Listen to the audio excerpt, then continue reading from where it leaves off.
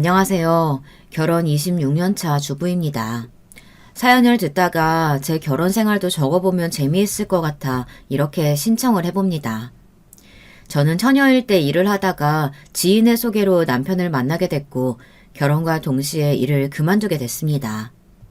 저는 일을 처음부터 쭉 하고 싶었는데요. 시댁 어르신들이 여자는 집안일을 해야 한다며 일을 그만두라고 하셔서 그만두고 집안일만 하게 됐어요. 처음부터 일을 그만둘 생각은 없었습니다. 워낙 일을 좋아했고 어렸을 때부터 일을 했던 사람이라 일을 그만두라고 말을 들었을 땐 결혼을 하지 말아야겠다고 생각했어요. 그래서 남편에게 결혼을 못하겠다고 말했어요.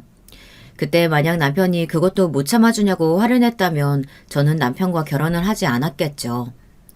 하지만 남편은 그럼 시간을 조금 가져보자고 제게 이야기를 했어요. 그러면서 남편은 저를 놓고 싶지 않지만 제 의견이 그렇다면 어쩔 수 없다며 제 의견을 존중한다고 이야기했어요. 그 말에 저는 이 남자를 잡지 않으면 평생 후회할 것 같다는 생각에 사로잡혀 일주일 뒤 남편과 다시 이야기를 한 후 결혼을 약속했습니다.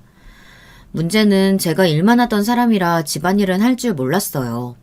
그래서 시댁에서 많이 혼났습니다. 아니, 혼나면 다행이었어요. 차라리 말로 한번 크게 혼나는 날이 마음이 편했습니다. 결혼하기 전 시할머니께서 저에게 요리를 해보라고 시키셨는데 제가 요리하는 모습을 보고는 한숨만 쉬시며 시어머니께 뭐라고 하시더라고요. 저한테는 아무 말 안 하고 다른 사람한테 말하는 게 더 싫은 거 아시나요?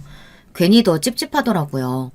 저한테는 아무 말 안 하시면서 계속 시어머니께 하소연을 하시더라고요. 처음에는 다 들리는 식으로 이야기하길래 괜히 제게 말하기 껄끄러워서 남에게 말하는 척 제게 다 들으라고 말을 하나보다 하고 넘겼어요. 참고 참다가 계속해서 마음에 들지 않은 걸 시어머니에게 말을 하니 저도 불편하고 화가 났습니다.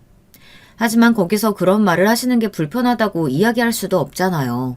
참는 것밖에는 답이 없었어요. 남편이 중간에서 너무 그러지 말라고 말은 했지만 그 말을 듣겠어요. 그냥 참을 수밖에 없었습니다. 결혼하고 얼마 뒤 시할머니께서 돌아가셨어요. 돌아가셔서 마음은 좋지 않았지만 한편으로는 조금은 마음이 편해지지 않을까 마음이 놓였습니다. 저 너무 못됐나요? 하지만 마음이 놓이는 것도 잠시 시어머니가 똑같이 행동을 하더라고요. 아니, 시할머니보다 더 심했어요.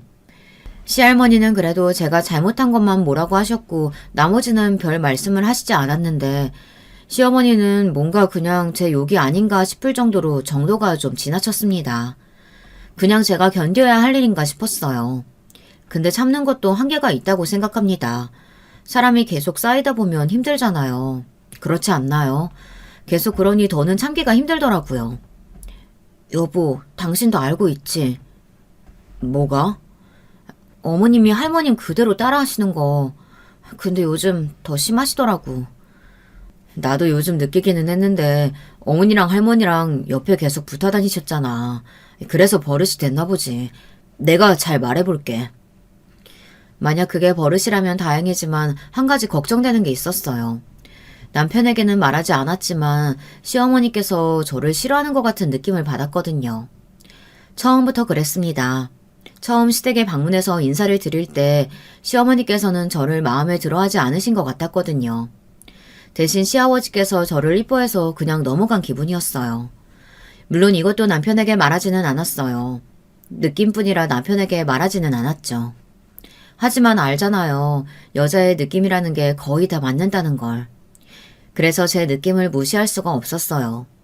제 생각이지만 버릇이 아니라 그동안 쌓여있던 걸 시할머니께서 돌아가시고 시할머니가 하신 것처럼 이때다 싶게 다 쏟아붓는 게 아닌가 생각했습니다. 그 이후로 남편이 이야기를 잘했는지 제 앞에서 들으라고 이야기를 하지는 않았습니다. 그런데 문제는 시누이와 시어머니가 귓속말을 하는 게 아니겠어요. 아니, 사람이 그렇게 앞에서 욕을 들었는데 귓속말을 하면 당연히 제 욕을 한다고 생각이 들지 않겠어요.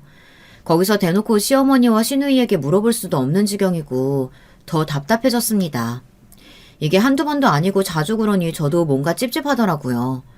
계속 귓속말을 해온 것도 아니고 남편이 이야기를 한 뒤 귓속말을 하니 당연히 제 이야기를 한다고 생각이 들지 않겠어요. 아닌가요?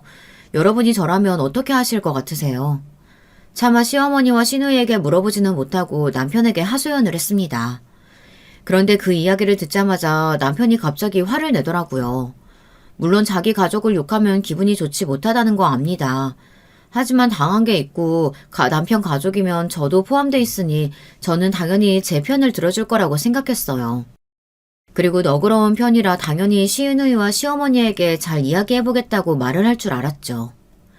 그런데 진짜 너무한 거 아니냐고, 시어머니와 시누이를 그런 식으로 몰아가는 건 선을 넘은 거 아니냐고 제게 화를 내는 겁니다. 저는 바로 미안하다고 사과를 했습니다. 다행히도 남편은 조심해달라고 그런 소리 하는 거 아니라고 말을 하고 넘어갔어요. 그런데 사건은 그 뒤에 일어나고 말았습니다. 그렇게 마무리를 하고 남편도 찝찝했는지 남편이 시누이에게 이야기를 했는 것 같았어요. 시누이가 갑자기 저에게 전화가 와서 다짜고짜 따지는 게 아니겠어요? 올케, 정말 너무한 거 아니야? 네? 아니, 기분이 나빴으면 직접 이야기를 하지. 올케는 매번 그러더라? 직접 이야기를 해. 기분 나쁘게 왜 뒤에서 얘기를 해? 무슨 상황인지는 모르겠지만 그 말을 듣고 있자니 어이가 없었어요. 누가 누구한테 하는 소린지, 제가 해야 하는 소리를 듣고 있으니 뭐라고 이야기해야 할지 모르겠더라고요. 형님, 갑자기 전화해서 이런 소리 하시니까 당황스럽네요. 무슨 일 있으세요? 회사 생활 몇 년 했다면서 눈치도 없어? 됐어. 그냥 뒤에서 이야기하지 말고 마음에 안 들면 우리한테 직접 이야기하라고. 그러고는 신우는 전화를 끊어버렸습니다. 갑자기 전화가 와서 혼자 화를 내고 끊어버리니 당황했습니다.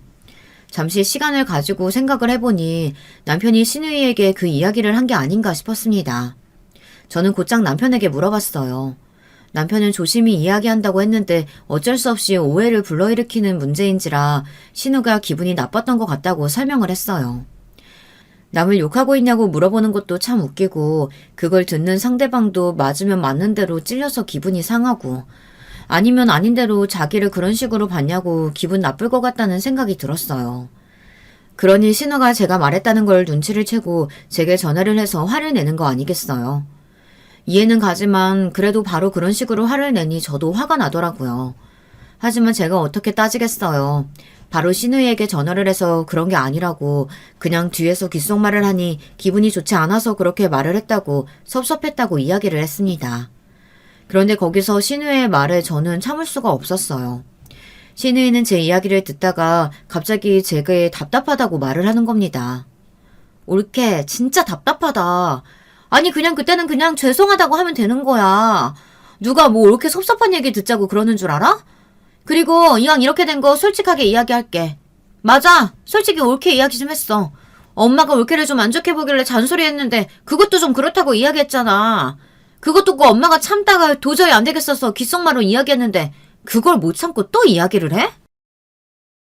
그러고는 모든 사실을 다 이야기하더라고요. 아니 제 이야기를 한 게 맞잖아요. 그럼 제게도 사과를 해야 하는 거 아닌가요? 신우는 제게 사과 한마디 없이 뻔뻔하게 저보고 잘못했다고 이야기를 하더라고요. 형님, 그럼 결국 제 이야기 한 게 맞는 거면 저한테도 사과를 하셔야 되는 거 아니에요? 저 그것 때문에 힘들었었는데요. 솔직히 아니라고 하셨으면 제가 착각하고 혼자 어머님이랑 형님 나쁘게 만들어서 너무 죄송하다고 생각할 텐데요. 결국에는 제가 느낀 게 맞았잖아요. 그러면서 왜 저를 나쁜 사람으로 몰아세우세요? 정말 너무하시는 거 아니에요? 저 이런 식이면 형님 못 봐요. 아니, 어머님도 보기 싫어요. 라고 말이 너무 하고 싶었습니다. 하지 못했어요. 그냥 저는 죄송하다고 말할 수밖에 없었어요. 굳이 거기서 또 막 뭐라고 말해봤자 일만 더 벌리는 거라고 생각해서 그냥 죄송하다고 했습니다. 엄마한테도 죄송하다고 말씀드려. 올케 때문에 지금 엄마 알아 누우셨어. 저는 알았다고 이야기하고 전화를 끊었습니다. 그 뒤 바로 시어머니께 전화를 하고 죄송하다고 말씀드리고 그날 주말 바로 시댁에 가서 한 번 더 시누이와 시어머니께 사과를 했습니다. 그 이후로 저는 시댁에 가는 게 너무 싫었습니다. 물론 처음부터 좋았던 건 아니지만 더더더 싫더라고요. 더 싫은 건 뭐였는지 아세요? 다시 원점으로 돌아왔다는 겁니다. 아니, 더 심해졌어요. 어떤 식이냐면 국을 끓였는데 국이 좀 짜면 제게 국이 짜다고 말을 하면 되잖아요. 그런데 그걸 시누이 혹은 다른 사람에게 국이 좀 짜지 않니? 아닌가? 나만 그러니? 어떻게 먹니? 이런 식으로 이야기를 하는 겁니다. 예전에 그래서 남편이 한 소리 했더니 말을 안 하고 귓속말로 제 욕을 하더니 그 사건이 있고 난 뒤 다시 원점으로 돌아온 겁니다. 더 심해졌다는 건 거기에 이제는 국이 좀 짜지 않니? 아닌가? 나만 그러니? 어떻게 먹니? 애미야 국이 너무 짜다. 이런 식으로 바뀌었어요. 결국은 제게 이야기하는 걸로 마무리가 되었습니다. 그렇게 결혼 생활을 하다가 시누이가 결혼을 하고 난 뒤 시어머니가 어디에 이야기할 사람이 없어서 그런가 잔소리를 많이 하지 않으시더라고요. 그 뒤로는 조금 편하게 시댁에 갈 수 있었습니다. 결혼 생활이 익숙해질 즈음 아이가 생겼고 저희 부부는 아이 때문에 많이 힘들어했습니다. 아이를 키우면서 다시 회사에 가고 싶다는 생각이 들었어요. 자는 모습을 보면 천사이지만 깨면 지옥이 따로 없었습니다. 아이를 키우면서 참 많이 배운 것 같았어요. 이래저래 육아에 치이며 살고 있을 때 친가에서 연락이 왔습니다. 솔직히 저는 친가와 그리 친하지는 않았어요. 아버지와 사이가 좋지 않았어요. 아버지는 늘 술과 담배에 쩔어 있었고 어렸을 때는 매일 술에 취해 저와 어머니를 때렸어요. 그래서 어머니는 집을 나갔고 저는 매일매일을 어머니를 기다리며 아버지에게 맞으며 자랐습니다. 그래서 일찍부터 일을 하게 됐고 결혼을 하게 된 이유도 남편을 사랑해서 결혼하기도 했지만 아버지라는 사람에게 도망치고 싶어서 결혼을 한 것도 있었어요. 그리고 제가 아버지를 제일 안 좋아하는 이유는 다른 사람들에게는 굉장히 좋은 사람처럼 너스레를 대며 웃고 이야기를 하더라고요. 정말 소름 끼쳤습니다.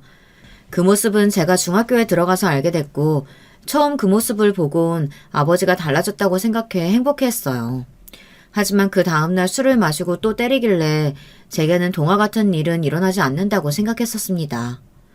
그런데 그런 아버지가 전화가 왔으니 얼마나 싫겠어요. 결혼을 한 뒤로는 한 번도 본 적이 없었어요. 심지어 아들을 낳았을 때도 보러 오지 않았는데 갑자기 전화가 오니 불안했습니다. 아버지는 횡설수설 제게 안부를 물어보더니 200만 원을 빌려달라고 했어요. 저는 무슨 말도 안 되는 소리 하지 말라고 그런 부탁할 거면 앞으로 전화하지 말라고 말을 하고 끊었습니다. 그렇게 끝이 났으면 얼마나 좋았을까요? 결국 아버지는 남편에게도 부탁을 했더라고요. 그걸 나중에서야 저는 알게 됐습니다. 이거 300만 원은 어디 나간 거야? 남편이 말을 하지 못하자 순간 아버지가 200만 원 빌려달라고 한 게 딱 생각이 나더라고요. 혹시 아버지한테 줬어? 전화 왔어? 돈 빌려달라고?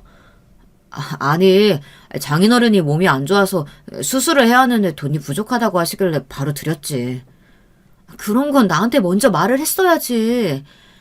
알지, 아는데 당신이랑 장인어른 사이 안 좋은 거 알잖아. 그래도 나라도 잘해드려야지. 그리고 아프시다는데 어떻게 안 드려. 그래서 아버지가 수술비 마련한다고 300만 원 빌려달라고 했어? 어디가 아프시대? 그건 나중에 이야기해준다고 하고 급하게 수술 받아야 해서 300만 원 빌려달라고 하셨는데 저는 정말 아버지라는 사람이 더 싫어졌습니다. 어떻게 사이한테 그런 거짓말을 할 수 있는지. 처음에 저한테는 200만 원을 빌려달라고 했었잖아요. 그런데 제가 안 되는 남편에게 전화해서 수술비를 마련해야 한다고 거짓말을 하고 100만 원이나 더 빌려갔잖아요. 정말 괘씸하지 않나요? 아버지라는 사람이 어떻게 그럴 수가 있나요? 아버지는 분명 술 마시고 노는 데 쓰기 위해 돈을 빌려간 거라고 생각했어요. 아니, 그거면 다행이죠. 여자랑 놀고 도박하는 데 쓸 거라고 생각했습니다. 그래서 저는 남편에게 처음으로 크게 소리치며 화를 냈습니다. 그런 놈은 아버지 아니라고, 제발. 아무것도 하지 마. 나한테는 200만 원이라고 말하고 빌려달라고 했어. 수술이라는 얘기도 안 했다고. 걱정할까봐 그랬겠지. 진정하고 말 못해서 미안해. 근데 여보, 아버지잖아. 남편은 너무 착해서 탈이었습니다. 물론 그 모습이 좋기는 했지만 아버지는 아버지라고 이야기를 하더라고요. 물론 남편도 제 집안 사정을 다 압니다.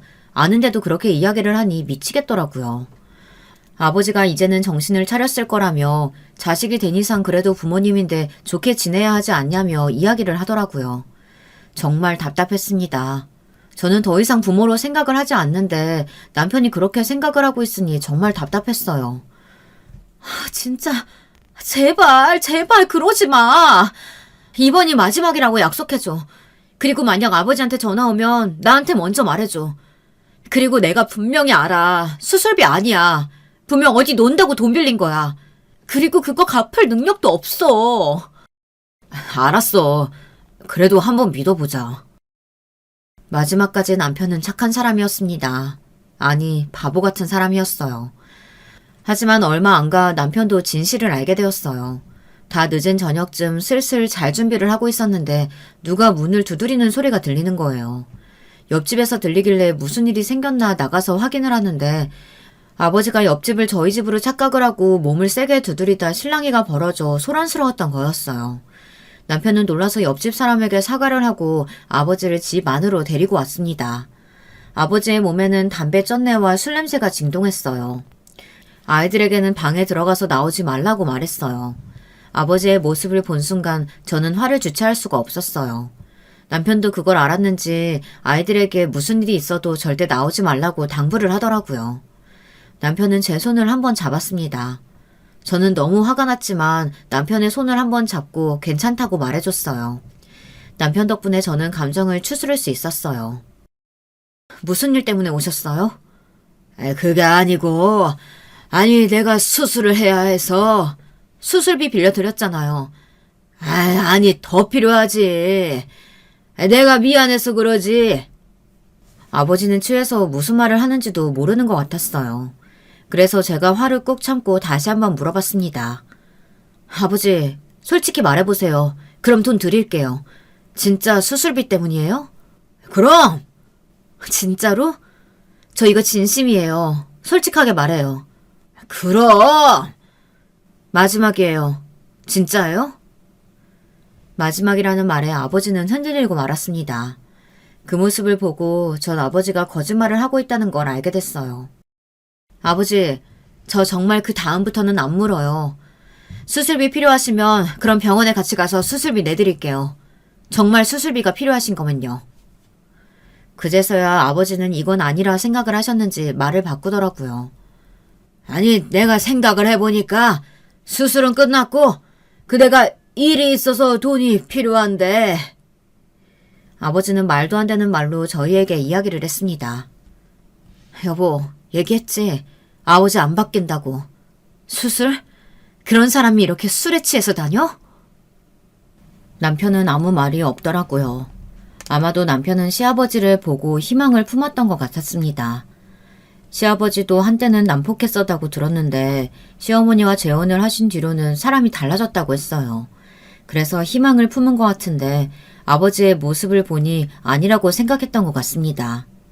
남편이 아버지께 더는 이런 부탁하지 말라고 찾아오지 말라고 말을 하더라고요. 그 말을 듣는 아버지는 갑자기 화를 내시며 책상에 있는 컵을 저희를 향해 던졌습니다. 순간 저는 어릴 적 맞고 자랐던 일이 떠올라 몸이 굳고 말았어요. 아버지는 분에 못 이겨 물건을 던졌습니다. 남편은 아버지를 말렸고 결국 남편은 아버지에게 맞고 말았어요. 그때 갑자기 경찰이 찾아왔습니다.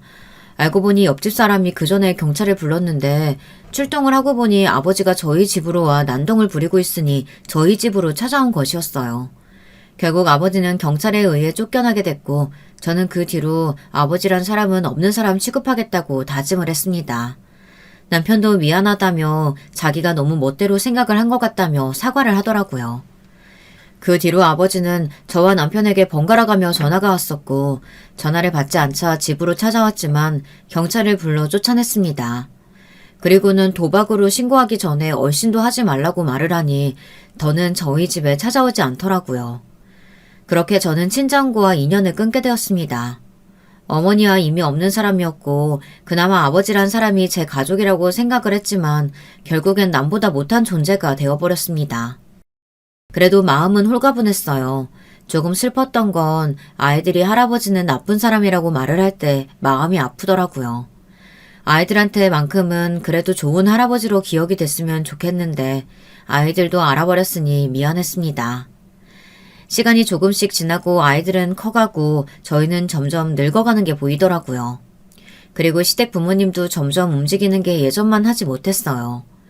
시댁 문제는 늘 여전했습니다. 제사도 너무 힘들고 시아버지는 힘이 없으셔서 매일 집에만 계시고 시어머니는 잔소리가 여전했고 신우이는 그 사이 이혼을 했습니다. 그래서 더 힘들었어요. 처음에 갑자기 신우가 시댁에 큰 짐을 들고 와 살겠다고 찾아왔는데 알고 보니 이혼을 당해서 다시 시댁에 들어왔던 겁니다. 신우가 집안일도 안 하고 돈만 쓰고 뭐 제대로 하는 게 없어서 이혼을 당했다고 들었어요. 그래도 그런 것 때문에 이혼을 당했으려나 생각을 했는데 이건 나중에 알게 된 사실이지만 신우가 회사에 어린 직원과 바람이 났고 아주버님이 그걸 알아차려서 결국 이혼을 하게 됐다고 했습니다. 저희 남편과 아주버님은 가끔 만나는 사이라 술자리를 가지다 사실대로 말을 했다고 해요. 처음에 신우가 바람 폈다는 걸 듣고 정말 충격을 많이 받았어요. 시아버지께서 이 여자 저 여자 만나고 다녔다고 그 이유 때문에 시아버지를 별로 좋아하지 않는 사람이 바람이라니 정말 성격대로 산다 생각했습니다. 그런데 좀 신기하지 않나요? 정작 친아버지인 시아버지는 좋아하지 않고 재혼한 새어머니인 시어머니를 잘 따르는 모습을 보니 시아버지가 시어머니와 재혼을 한 뒤 정말 달라지시긴 한 것 같았어요. 얼마나 심했으면 시댁 식구들이 그렇게 따를까 생각을 했죠. 그런데 어느 날 시댁 식구가 모두 모인 자리에서 시어머니는 이제 더는 제사를 지내지 말자고 하는 겁니다. 순간 저는 이게 무슨 일인가 싶었는데 이유가 있었어요. 갑자기 시어머니가 암이라지 뭡니까? 유방암에 걸리셨다고 하셨어요. 그래서 시아버지께서 앞으로 제사는 간단하게 하거나 없앤다고 이야기를 했습니다. 초기라 다행이지만 나이가 있으셔서 조금 힘들 수도 있다고 말하더라고요. 시어머니는 자기 팔자는 왜 이 모양이냐며 통곡을 하더라고요. 그 모습을 보니 아무리 미워도 걱정이 되더라고요. 걱정은 걱정이고 간병은 제가 하고 싶지 않았어요. 그래도 남편을 봐서라도 해야겠다고 생각해서 간병을 했습니다. 근데 웃긴 게 뭔지 아세요? 아프고 나니 간병은 또 하기 싫은가 봅니다. 물론 시누이는 일이 끝나고 매일 와서 간병을 했지만 시어머니가 동서들을 정말 예뻐하셨는데 그런 동서들은 나 몰라라 자기 바쁘다고 오지도 않더라고요. 결국 저와 시누이 둘이서 했습니다. 처음에 시어머니께서 동서를 찾더니 시간이 지나자 찾지도 않으시더라고요. 무슨 이유인지 제가 없을 때 동서네가 왔다고 들었는데 그 뒤로는 오지 않았어요. 그리고 시어머니는 건강이 조금씩 좋아지진 않으셨지만 다행히 수술은 성공적이었습니다. 시어머니가 조금 괜찮아지시니 시아버지께서 안 좋아지시는 겁니다. 처음에는 몰랐어요. 말수가 워낙 적은 편이라 몰랐거든요. 어느 날 남편이 시아버지께서 치매기가 있는 것 같다고 얘기를 하더라고요. 그리고 넘어지시는 바람에 팔이 부러졌다고 하더라고요. 그 나이에는 잘 붙지도 않아서 고생을 하잖아요. 그래서 남편이 잠깐 같이 합쳐 사는 게 어떠냐고 말을 하는 겁니다. 저는 무슨 말도 안 되는 소리를 하냐고 말했어요. 아니, 신우도 시댁에 들어와서 살고 있는데 같이 사는 건 말이 안 된다고 생각했어요. 처음에는 순간 아버지인데 아무리 싫다고 해도 참고 해줄 수는 없을까 생각했는데 제가 할 말은 아니라고 생각했어요. 저도 뭐 아버지를 버렸으니 똑같다고 생각해서 더는 그렇게 이야기를 하면 안 될 것 같다고 생각했습니다. 그래서 아이들이 곧 중요한 시기를 앞두고 있으니 그 후에 생각을 해보자고 이야기를 했어요. 그랬더니 그럼 자기가 한 번씩 시댁에서 자고 오겠다고 하는 겁니다. 저는 속에 천불이 났어요. 아니 아무리 그래도 신우가 한 집에 살고 시어머니도 편찮으시다고 해도 몸은 가눌 수 있는데 남편이 가서 병간호를 해주겠다고 하니 정말 답답해 미쳐버리는 줄 알았습니다. 왜냐면 남편도 간이 좋지 않아 매일 약을 먹고 있고 회사 일에 너무 바빠 매일 잠을 설쳤거든요. 그래서 결국 제가 시아버지 간호를 하기로 했습니다. 시아버지 간호를 하면서 시댁으로 출퇴근을 하는 기분이었어요. 정말 회사 출퇴근과는 느낌이 너무 달랐습니다. 물론 제가 일을 좋아해서 그런 걸 수도 있지만 가기 싫었던 나를 생각해보면 그때와 비교할 수 없을 정도로 너무너무 싫었습니다. 시댁에 갔다가 아니 글쎄 시누이가 집에 있는 겁니다. 분명 시누이는 회사에 갈 시간이라 생각했는데 집에 있으니 당황했습니다. 저는 일부러 회사를 뺐나 싶었는데 그만뒀다고 하지 뭐예요. 정말 저희 시누이는 어쩜 그렇게 막 살 수 있는지 이야기를 해보고 싶을 정도였어요. 그리고 집에 있으면 병간호를 좀 할 수 있지 않나요? 가만 보면 시아버지가 해준 돈으로 집, 차, 가방들은 다 들고 다니면서 병간호는 안 하는 게 참 못된 심보라고 생각이 들더라고요. 저라면 아버지가 너무 싫으면 아무리 돈이 많더라도 그 돈조차도 들고 다니기 싫었을 것 같은데 그러기에는 시누이는 한 집에 같이 살고 있고 심지어 회사까지 그만두고 시아버지 돈으로 카페를 차린다는 거예요. 할 말이 없지 않나요? 그러면서 자기는 주변 카페가 어떤지 한번 봐야겠다며 약속이 있어 나가야 한다고 하는 겁니다. 속으로는 엄청 욕을 했지만 그냥 잘 다녀오라고 이야기를 했어요. 집에 있으면 더 도움이 안 될 것 같아 그냥 빨리 나갔으면 하는 마음이었습니다. 그렇게 몇 달을 병간호를 하면서 지내다 보니 시아버지께서 대소변을 잘 못 가리신다는 걸 느꼈습니다. 그리 심한 편은 아니지만 점점 심해지는 걸 느낄 수 있었어요. 팔이 났는데도 시간이 꽤나 걸려 저는 점점 지치더라고요. 그런데 그 지침 속에서 또 한 번 폭풍이 휘몰아쳤습니다.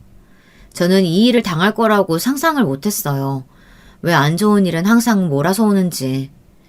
첫 번째는 시어머니 생신날에 있었던 일입니다. 그날 생리통이 너무 심해서 일어서기가 힘든 날이었어요. 그런데 시어머니의 생일상을 차린다고 겨우겨우 일어나서 준비를 했어요. 생일상을 준비하고 싸서 시댁으로 가려고 했는데 동서에게 전화가 온 겁니다. 조금 늦는다고 하더라고요. 큰 동서는 일이 있어 전날 따로 생신 축하를 했고 막내 동서와 저와 같이 생신상을 준비하기로 했는데 늦게 온다고 하니 화가 나더라고요. 아팠지만 그래도 약속이니 열심히 준비했는데 늦게 온다니 화가 나지 않겠어요. 심지어 전날 술을 너무 많이 마셔서 힘들다며 음식 준비도 못했다고 하는 겁니다. 그래서 저는 더 화가 났어요. 그런데 더 화가 나는 건 그 후 상을 치우고 있는데 갑자기 동서가 시어머니에게 용돈을 드리는 겁니다. 뭐 저도 안 보이는 곳에서 드렸으니 생신 선물 겸 드렸나 보다 생각을 했어요. 저도 동서와 얼마 정도 할지 입을 맞췄기 때문에 부담이 되는 건 없었습니다. 그런데 아니 글쎄 저와 이야기한 것보다 훨씬 배가 들어있는 게 아니겠어요? 시어머니는 돈 액수를 보고 기쁨을 감추지 않고 동서에게 예쁘다며 막 칭찬을 했습니다. 돈 잘 버는 며느리가 있어 좋다며 이야기를 하는 겁니다. 저는 그것도 서러웠어요. 아니 그전에는 여자는 집안일을 해야 한다고 회사를 그만두라고 이야기할 때는 언제고 사짜 직업 며느리가 있으니 그 이야기는 하지 않더라고요. 그래서 은연중에 동서들이 저를 무시하는 게 있었는데요. 그래서 오늘 같은 일이 벌어진 겁니다. 이건 저를 무시하는 행동 아닌가요? 조용히 시어머니에게 전달해도 되지 않았을까요? 결국 설거지도 제 담당이 되었습니다. 하지만 몸이 너무 안 좋아서 동서에게 부탁을 했는데 동서가 자기도 힘들다고 하더라고요. 동서, 내가 몸이 안 좋아서 그러는데 설거지 좀 해줄래? 네? 형님, 저도 힘들어서 못할 것 같아요. 그리고 제가 좀 더 용돈 드렸는데 형님이 하는 게 맞지 않을까요? 동서, 그건 그냥 동서가 단독으로 드린 거 아니야? 솔직히 형님은 그 정도 줄 능력 되는 것도 아니잖아요. 저한테 맞춰서 줄 형편 되세요? 제 능력이 되니까 그냥 더 드린 거죠. 동서는 비아냥거리며 저를 무시하더라고요. 화가 났지만 더 할 말이 없었어요. 그리고 동서는 휙 가버렸습니다. 결국 제가 마무리 정리를 하게 됐습니다. 너무 서러워서 그날 밤 남편에게 말했어요. 솔직히 너무하지 않나요?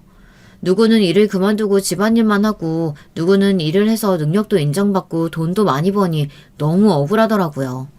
제가 일을 안 하고 싶어서 안 한 건 아니잖아요. 그 일이 있고 난 후 너무 분이 안 풀리더라고요. 그리고 그 다음에는 어머니라는 사람이 집에 찾아온 겁니다. 처음에는 못 알아봤어요. 근데 우물쭈물거리며 머뭇거리더라고요. 무슨 일 있으세요? 아니 그게... 뭐라고 중얼중얼 거리더라고요. 네? 엄마라고. 저는 순간 놀라서 그 자리에 가만히 얼어 있었습니다. 가세요. 어머니를 못 봤으면 그리울 거라고 생각을 하겠지만 전혀 그렇지 않았어요. 보고 싶지 않은 사람을 보니 속이 뒤틀리는 기분이 들었어요. 몇십 년 만에 본 어머니는 많이 늙어 있었습니다. 그리고는 제게 하는 말이 동생이 있는데 동생이 너무 아프다고 돈 좀 빌려달라고 하는 겁니다. 어머니나 아버지나 돈이 아니었으면 저를 찾았을까요? 몇십 년 만에 봤는데 고작 한다는 이야기가 배다른 동생 이야기와 돈 이야기라니 정말 부모복이 없지 않나요? 그날 저는 펑펑 울었습니다. 아이들이 분명 알았을 테지만 저는 아이들을 신경 쓸 겨를도 없이 속상해서 울었습니다. 그날 처음으로 아이들 앞에서 술을 마시고 제 가족 이야기를 해줬어요. 아이들은 저를 꼭 안아주면서 사랑한다고 말해주더라고요. 그때 처음으로 아이들이 저보다 어른 같다는 생각을 했습니다. 그리고 마지막으로 시어머니 때문에 힘들더라고요. 1년 뒤, 그러고 시어머니의 암이 다른 곳에 발견이 되었고 다시 입원을 해야 했습니다. 그때는 시아버지를 돌보느라 시어머니를 돌보느라 정신이 없었어요. 아무도 시부모님을 챙겨주는 사람이 없더라고요. 신우이는 카페에서 만난 남자와 연애하기 정신이 없었고 큰동서와 막내동서는 바쁘다고 그냥 안부 인사만 넣는 정도였어요. 시어머니는 그 전보다 나이가 드셔서 그런지 더 힘이 없으신 것 같았어요. 그래서 그런가 어느 날은 제게 이런 말을 하더라고요. 미안하다. 갑자기 시어머니께서 미안하다고 하시는 겁니다.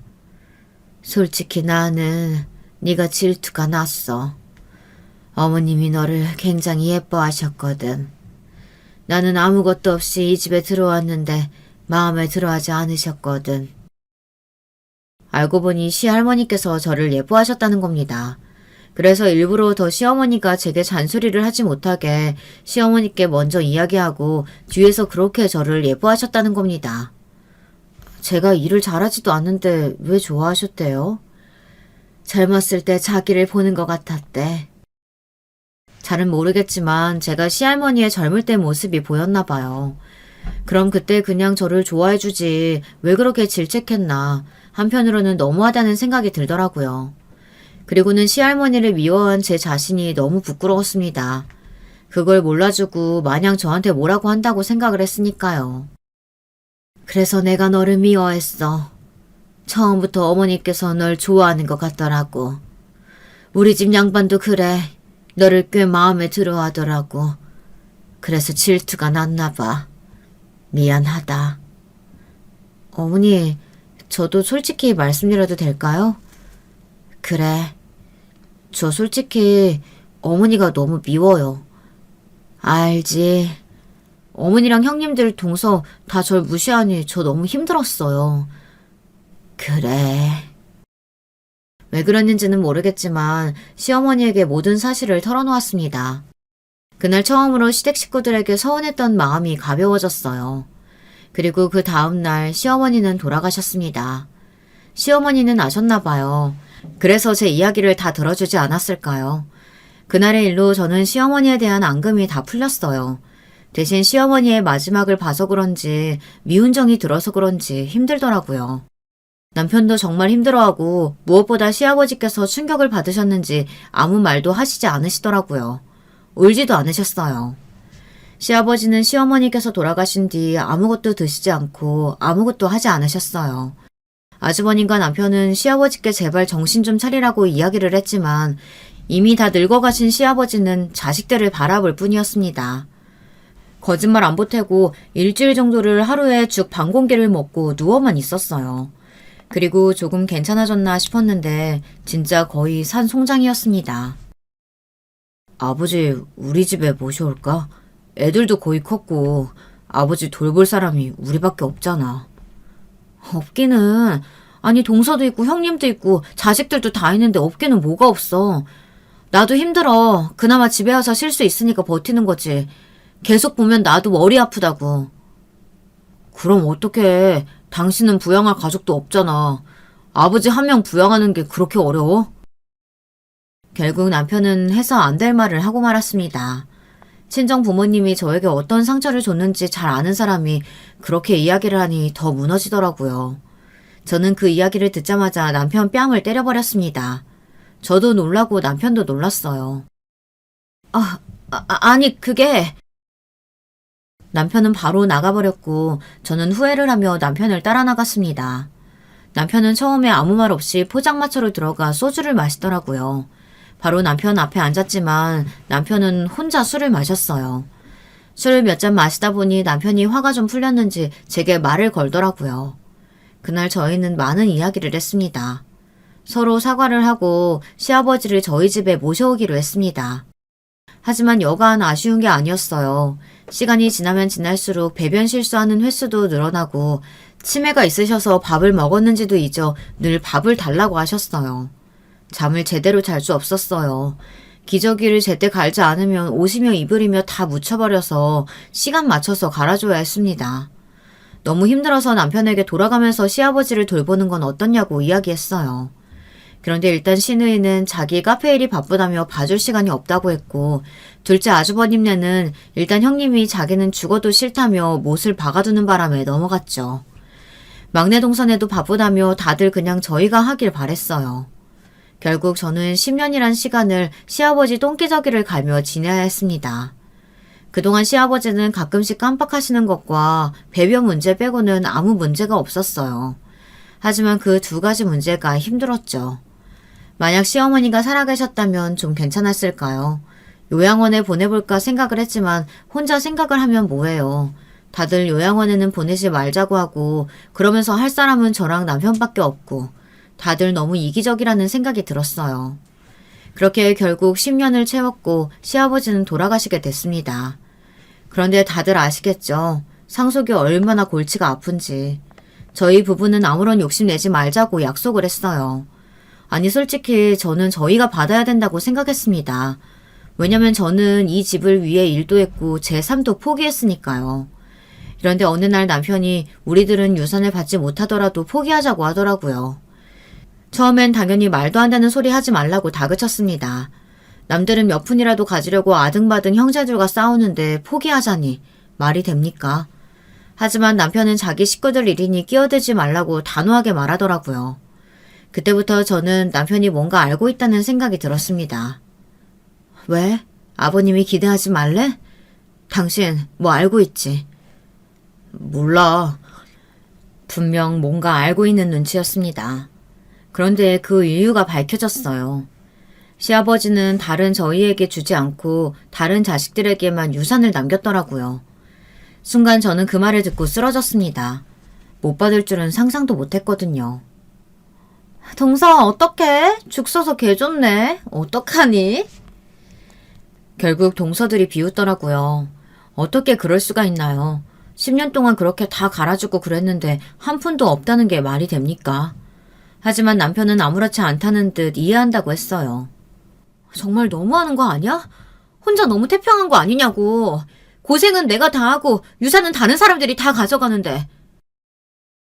남편은 아무 말도 하지 않았어요. 그리고 다들 시아버지의 유산이 담긴 금고를 여는데 순간 동서들이 개거품을 물며 쓰러지는 게 아니겠어요. 금고에는 종이 한 장과 현금이 조금 들어있었습니다. 종이에는 편지 한 장이 쓰여져 있었어요. 나 때문에 고생한 내 자식들아, 미안하다. 이것밖에 남는 게 없구나. 내 마지막 건물들과 통장이 있는 돈은 다 셋째네에게 주고 남는 현금을 넣어뒀다. 내줄 게 이것밖에 없어서 미안하다. 그래도 매번 셋째네는 나를 생각해 챙겨주니 얼마나 고맙니. 그래서 내 죽기 전에 셋째에게 다 넘겨줬다. 욕심내지 말거라. 셋째네는 가지만 했으니 내가 따로 주는 거니 탐내지 말고. 우리 셋째 며느리도 많은 고생했으니 가질만 하다. 이걸로 편하게 살거라. 나머지 남은 현금으로 아등바등 잘 살아보거라. 저는 남편을 쳐다봤습니다. 그래서 남편은 괜찮다고 한 거였어요. 시아버지는 정신이 멀쩡하실 때 이미 모든 준비를 마쳐두고 남편에게 넘겨주었다고 했어요. 시아버지도 다 알고 계셨던 겁니다. 저희가 어떻게 사는지 다 알았어요. 그리고 남편이 제게 종이 한 장을 주더라고요. 거기에는 시아버지의 편지가 또 한 장 들어있었어요. 며느라가 셋째 놈에게 부탁해서 이 편지를 전한다. 고생했다. 우리 집안 때문에 하고 싶은 일도 못하고 시부모 돌보느라 고생했어. 이제는 편히 쉬려무나. 내 다른 놈들은 괘씸해서 한 푼도 남기지 않고 니네들 다 줄까 생각을 했지만 그래도 내 자식들인지라 그건 아닌 것 같아 조금은 남긴다. 아마 그 녀석들은 그것도 적다고 할 게다. 그래도 내가 죽기 전에 넘겨줬으니 죽음은 괜찮을 게다. 아가, 사랑한다. 시아버지의 마지막 말에 저는 눈물을 흘렸습니다. 저는 남편에게 왜 말을 하지 않았냐고 물어봤어요. 시아버지께서 절대 제게 말하지 말라고 당부를 해서 말을 할 수가 없었다고 했어요. 결국 저는 시아버지께 감사하다는 말도 못 드리고 보냈습니다. 나머지 식구들은 말도 안 된다며 저희에게 열을 내더라고요. 특히 막내 동서와 신우가 그렇게 제게 화를 내는 겁니다. 올케는 정말 그러면 안 되지. 아무것도 안 하면서 아버지 돌봐드렸다고 그렇게 다 받는 거야? 그럼 나도 했지. 올케 혹시 다 노리고 한 거 아니야? 매번 돈 없다 거리면서 아버님이랑 이야기해서 다 받아간 거 아니에요? 뭐가 아니에요. 그러니 제가 같이 봐드리자고 했을 때 했으면 아버님도 같이 놔둬줬을 거 아니에요. 그리고 안 받은 것도 아니고 저한테 왜 그러세요? 그리고 동서는 그러면 안 되지. 큰형님처럼 받아들여야지. 동서도 힘들다고 동서가 안 했잖아. 그리고 누가 돈 벌라고 그렇게 10년 동안 똥기저귀를 갈면서 일해요. 줄지 안 줄지도 모르는데. 그거 바라고 했으면 힘들다고도 안 했어. 같이 하자고도 안 했겠죠. 어머, 쟤 이제 엄마 아빠 돌아가셨다고 없다고 막 나가네? 네, 저도 이제 참을 대로 참았어요. 따지고 보면 형님도 웃겨요. 아버님 싫다고 했을 땐 언제고 아버님 돈으로 지금 카페 차렸잖아요. 그 카페가 잘 안 되는 것도 아니고 꽤나 버신다면서요. 저 같으면 그렇게 싫으면 아버지 돈 받지도 않아요. 그 정도면 아버님께 감사해야 되는 거 아니에요? 바람이나 피우고 아무 생각 없이 회사나 때려치우고. 아, 때려치운 게 아니라 잘린 거죠? 모를 줄 알았어요? 신우이는 카페를 차리기 위해 회사를 나간 게 아니라 근무 태만으로 해고되었다고 했어요. 그리고 막내 동선에는 지금 이혼 위기에 놓여 있다고 들었어요. 동서 성격이 워낙 세서 서방님이 더는 못 살겠다고 말을 했다고 했습니다. 하지만 동서가 지금 붙잡고 있는 상태라 숙여야 하는데 쉽지 않은 것 같더라고요. 그리고 동서는 제발 성격 좀 죽여. 그러니 서방님이 못 버티고 이혼을 하려고 하지. 매번 그렇게 잘난 척하면서 하면 뭐해. 자기 성격이 더러워서 결국 자기 남편은 떠나려고 했는데. 서방님이 생긴 것도 괜찮고 돈도 잘 버는데 이혼하려니 아쉽지? 그런데 내가 볼 땐 이혼할 것 같네. 그 말을 끝으로 저는 동서에게 뺨을 맞고 말았습니다. 놀랐지만 저도 바로 동서의 뺨을 때렸어요. 그리고 동시에 저희는 머리채를 잡고 싸웠습니다. 남편은 놀라 말리고 저희는 몇 분이 돼서야 머리를 놓을 수 있었어요. 속이 다 시원했습니다. 매번 저를 무시하는 것도 열받고 잘난 척하는 것도 열받아서 속으로 상상만 하던 말들을 내뱉고 몸싸움을 하니 속이 한결 기분이 괜찮아지더라고요. 저는 남편이 뭐라고 할까 걱정했는데 남편은 오히려 제 머리만 걱정하고 더 때리지 그랬냐고 이야기를 하더라고요. 남편도 동서가 꽤나 미웠나 봅니다. 남편 말로는 동서가 자기를 무시한 적이 몇 번 있다고 했어요. 그래서 좋게 보지 않았는데 제게도 더 그러니 싫어졌다고 했어요. 그래서 말릴 때 힘껏 동서의 머리를 당겼다고 했습니다. 그 말을 듣고 빵 터졌습니다. 그리고 저희는 시댁 식구들과 교류를 하지 않았어요. 종종 서방님과 만났지만 나머지 식구들은 만나지 않았습니다. 결국 막내 동선에는 이혼을 하게 됐고 저희는 이제 정말 볼 일이 없었죠. 저희 부부는 오랜만에 평화로운 아침을 맞이했습니다. 이 모든 게 다 끝났다고 생각하니 정말 평화롭더라고요. 그런데 아니 글쎄 신우이가 찾아와서 돈이라도 좀 달라고 하는 겁니다. 나 돈 좀 줘. 남편은 줄 수도 있었지만 신우이의 행동에 화가 나서 주고 싶지 않다고 했어요. 그러다 신우이는 남편에게 받을 거 다 받고 하나 있는 누나한테 그러고 싶냐고 화를 내는 겁니다. 아니 정말 어려웠으면 도와줬겠죠. 그런데 남자를 만난다고 돈 다 써버리고 돈을 빌리고 있으니 돈을 주고 싶겠어요. 그리고 젊으면 몰라 다 늙어서 남자 때문에 그런다는 게 철이 없어 보였어요. 저와 남편은 나이 차이가 꽤 나는 편이에요. 그러면 신우이는 얼마나 나겠어요. 그런데도 남자를 만난다고 성형외과를 다니고 어린 남자애들을 돈으로 꼬시니 남편이 화가 안 나겠어요. 결국 신우이에게 돈을 좀 주고 다시는 오지 말라고 이야기했습니다. 돈을 주니 그제야 떠나더라고요. 어찌 보면 시댁에서 제일 문제는 신우이였어요. 그 나이에 아직도 철이 안 들었으니 그 일로 저희는 시댁 식구들과 인연을 끊게 됐습니다. 여기서 말을 더 하면 정말 끝도 없이 할 것 같네요. 아시죠? 복잡한 집은 까도 까도 계속 나온다는 거. 어쨌든 저희는 시아버지 덕분에 마지막에 풍요롭게 살 수 있었어요. 절대 바라고 병시증을 든 건 아니지만요. 결국 마지막은 행복하게 끝이 났네요. 친정 식구도 없고 시댁도 이젠 신경 쓸 사람이 없으니 이젠 저만의 시간을 가져보도록 하려고요. 우선 제가 하고 싶었던 공부를 해보려고 합니다. 나이가 들어 예전만큼 머리가 돌아가지 않겠지만 저를 위해 살아보려고 해요. 물론 아직도 시부모님이 살아계셨다면 저도 이 글을 쓸 생각을 하지 않았겠죠. 쓸 시간도 없었을 겁니다. 아픈 노인네 돌보는 게 정말 힘들더라고요. 혹시 만약 저와 같은 처지에 있는 분이시라면 힘내라고 말하고 싶습니다. 제 결혼 생활은 힘들기만 했지만 후회는 하지 않습니다. 다행히 남편이 저를 잘 이끌어줬고 시어머니와도 마지막에 이야기를 했고 시아버지도 저희에게 그만큼 보답을 해주셔서 지난 시간이 그냥 허투루 보냈다는 생각이 들지는 않더라고요. 어떤가요? 제 결혼 생활과 비슷한 분이 계신가요? 조금은 공감이 가는지 모르겠습니다. 그럼 이만 제 이야기를 마치겠습니다. 이야기 들어주셔서 감사합니다.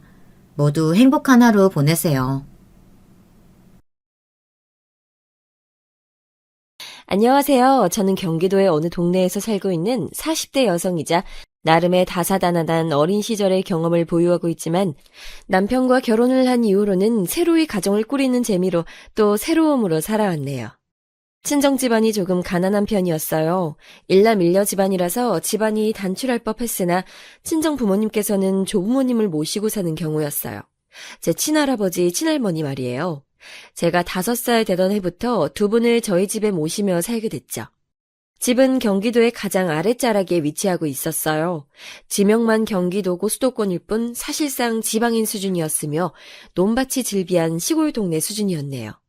저는 남동생을 둔 누나였어요. 조부모님께서는 저보다 남동생을 훨씬 더 아끼며 유별나게 대해주셨는데 특히나 친할머니께서 그렇게 구셨어요.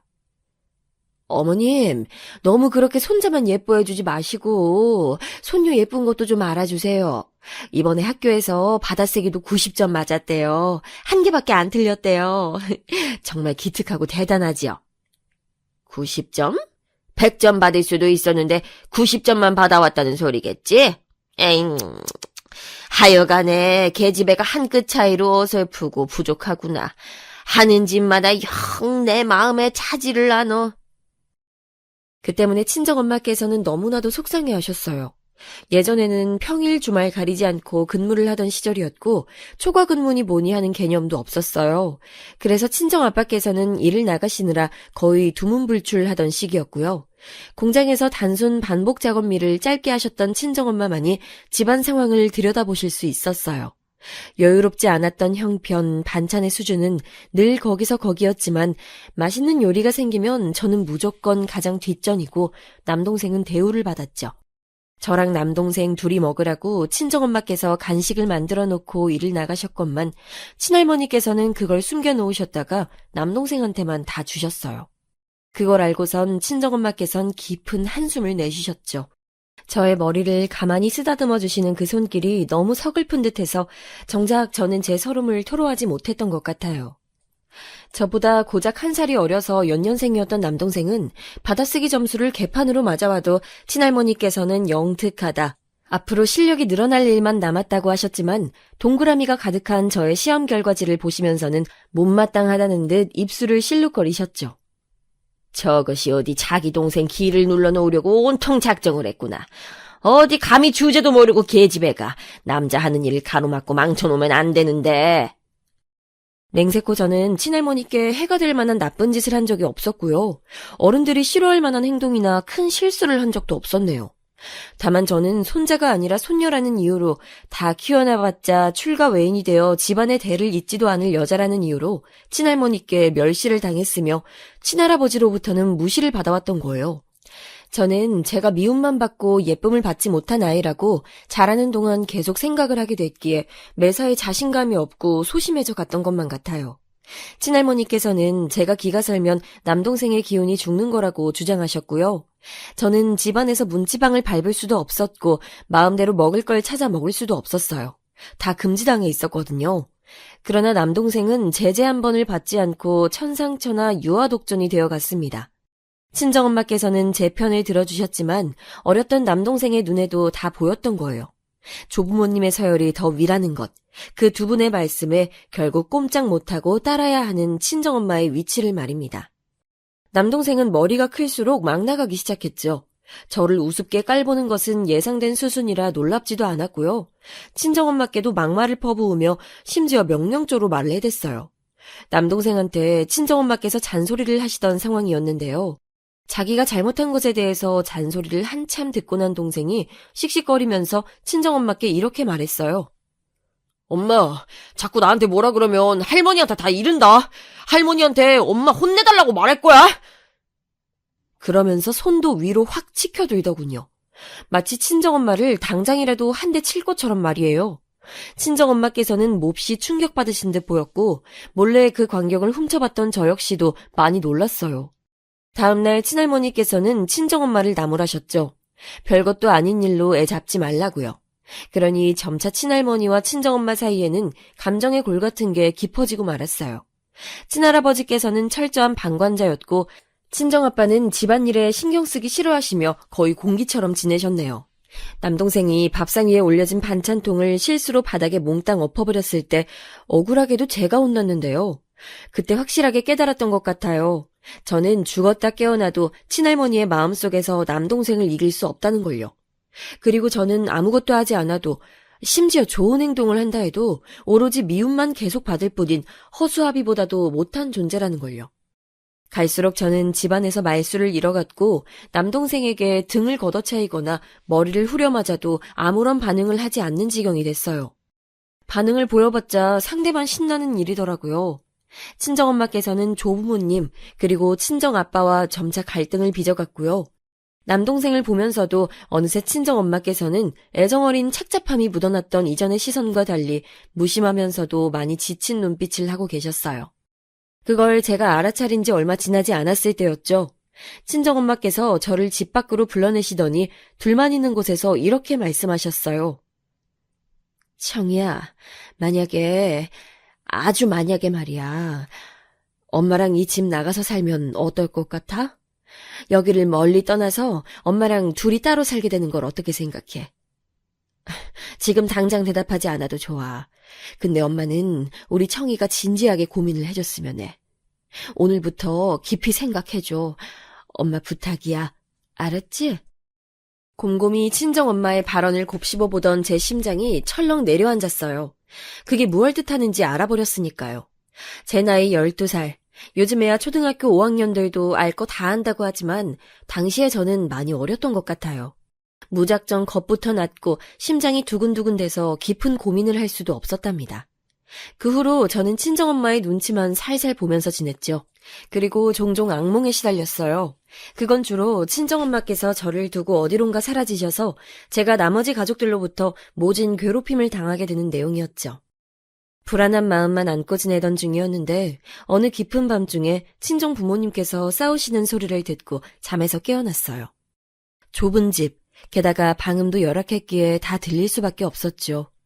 때때로 악몽에 시달리느라 잠을 설치던 시기에 저였기 때문에 더욱 눈이 떠졌었고요. 살그머니 현장에 다가가 보니 친정 부모님께서 감정적으로 말씀을 주고받는 중이셨고 이윽고 친할머니께서 합류하시더니 친정아빠의 편을 드시는 게 보였어요. 친정엄마를 향해서 우라질 년, 나긋나긋하게 굴지 못하고 되바라진 년, 이렇게 친할머니께서 욕을 하시는 모습에 저의 주먹에는 힘이 들어갔고요. 내내 잠자리를 뒤척거렸던 그 밤이 지나고 이튿날 친정엄마께서는 저에게 따로 말씀해 주셨네요. 청이야, 너 아빠랑 살래? 아니면 엄마랑 살래? 엄마랑 살면 대신 여길 떠나야 돼. 전학도 가야 되고 친구들도 새로 사귀어야 돼. 엄마는 우리 청이가 하고 싶다는 대로 따라줄 생각이야.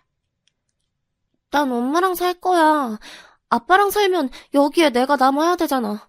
엄마 없이 남겨지는 거잖아. 나 무서워. 상상만 해도 무서워서 싫어. 그러니까 엄마 따라갈 거야.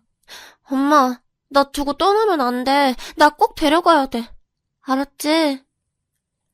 가족들이랑 사는 집에서 무서워하다니. 청이야. 엄마가 정말 너한테 미안한 게 많다. 엄마가 너무 아둔하고 못나서 너한테 이런 환경 준 것 같아서 미안해. 이렇게 안 살아도 됐을 텐데. 부잣집에서 태어났으면 우리 청이가 걱정 없이 웃으면서 살았을 텐데. 친정엄마께서는 숨죽여 흐느끼셨어요. 그리고 저는 13살이 되던 초겨울에 그 동네를 나머지 가족들을 떠났습니다. 재채기 한번 편하게 마음 놓고 할 수 없었던 그 집을 떠나던 날 남동생은 무척 신이 나 보였어요. 엄마랑 누나가 떠나면 집에 자기 공간이 많아지니까 좋다 그랬습니다. 자기를 좋아하는 사람들하고만 살게 돼서 행복하다고도 그랬고요. 기분이 정말 묘하더군요. 남동생과 저는 남매로 태어났으되 남매 간의 끈끈함이나 한 가족으로서의 애정이 서로에게 없었네요. 그렇게 되지 못하도록 철저히 남매 사이를 갈라놓았으며 또한 모자 사이를 갈라놓았던 친할머니께서는 친정엄마와 제가 떠나는 모습을 보지도 않으셨어요. 꼴도 보기 싫으니 빨리 썩 꺼져버리라고 말씀을 던지신 게 전부였죠. 만약 조부모님을 모시고 살지 않았다면 친정 집안의 모습이 어땠을지 가끔은 의미 없는 가정을 하고는 합니다. 아쉬운 부분이 많아서 그런 듯해요. 의기양양하게 굴었던 남동생은 막상 친정엄마께서 돌아서자 갑자기 울상이 돼서 쫓아왔었어요. 엄마, 그럼 이제 진짜로 다시 안 오는 거야? 나 안 보는 거야? 왜? 엄마 그냥 안 가면 안 돼? 가지 마! 그러자 친정엄마께서 부드러운 동작으로 남동생의 손길을 떼어놓으시더니 남기신 말씀이 엄청났네요. 청서가, 네가 이러면 엄마가 할머니한테 혼나. 엄마는 더 이상 할머니한테 혼나고 싶지 않아. 우리 청석이는 똑똑하다고 매일 칭찬받는 아이니까 엄마 말이 무슨 뜻인지 이해하겠지? 미소 지으면서 친정엄마께서 그런 말씀을 하신 것에 남동생은 무척 당혹한 듯 보였어요. 저는 충동적으로 친정엄마의 손을 붙잡아 버렸고 맞잡은 손에 따라붙은 남동생의 시선을 느끼며 그대로 떠나버렸죠. 나중에 안 것이지만 조부모님께서는 친정엄마와 제가 떠나버리면 친정아빠에게 좋은 여자를 구해다 줄 거라고 그렇게 말씀을 하신 바 있더더군요. 어른 말씀에 굴복하지 않고 자기 생각을 말하는 건방진 며느리와 쓸모없이 눈에 거슬리는 손녀 따위 없어져도 조부모님께서는 전혀 상관이 없으셨나 봐요.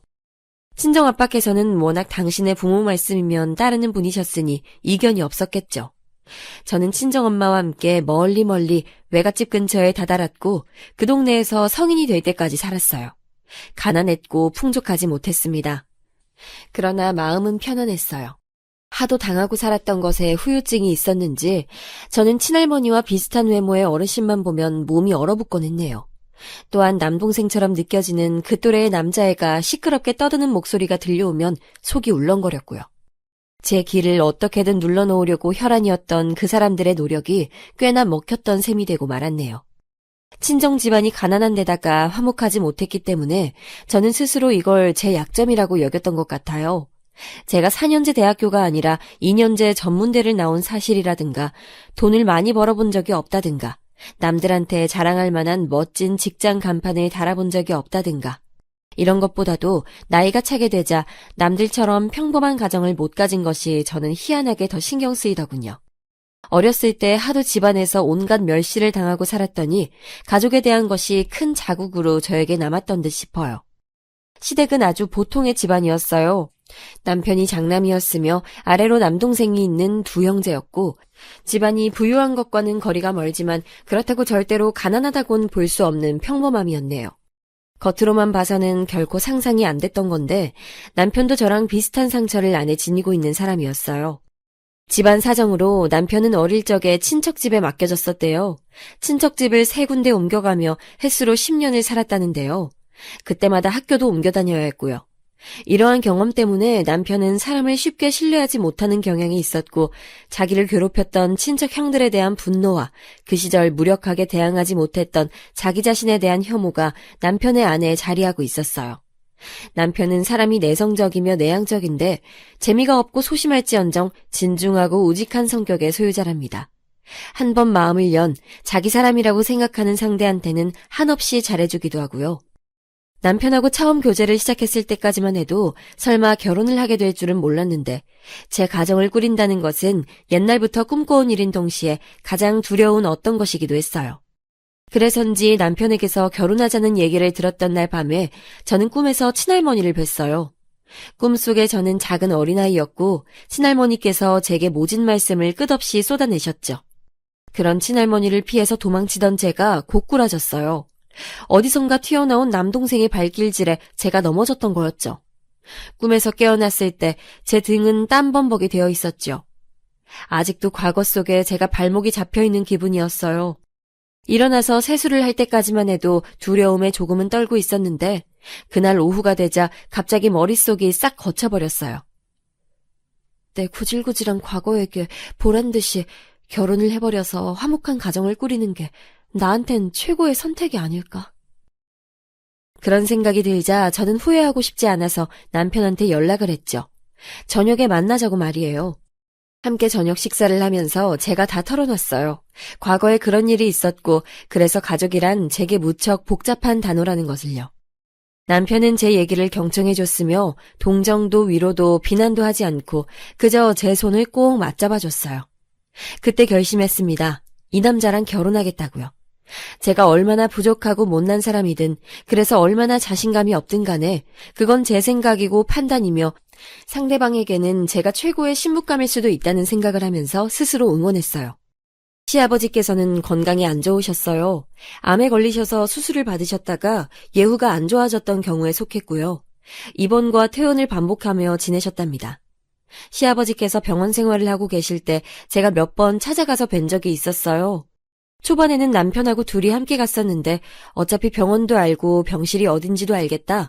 어느 순간부터는 그냥 저 혼자도 갔습니다. 제가 원래 성격이 그럴 위인이 못 되는데요. 이상하게도 시아버지가 편하게 느껴져서 그리 굴었어요. 시아버지께서는 말씀을 오래 못하셨기에 제가 얘기를 풀어드리면 가만히 듣고 계셨는데요. 저는 저의 이런저런 속내를 가감없이 털어놓을 수 있어서 좋았고 시아버지 입장에서는 적적함을 달랠 수 있으니 저를 무척 반기셨어요. 하루는 제가 시아버지께 이런 말씀을 드린 적이 있었죠. 저는 제 친할아버지, 친할머니께 사랑을 받아본 적이 없어요. 늘 모욕당하고 무시당하기 일쑤였죠. 그래서 저는 외할머니 댁과 가까이 살게 됐을 때 유독 외할머니께 잘 보이고 싶어서 오만 노력을 다했었던 것 같아요. 지금도 어쩌면 아버님께 인정받고 싶어서 그렇게 해서 예전에 미움받았던 제 과거를 보상받고 싶어서 발버둥치고 있는 걸지도 모르겠어요.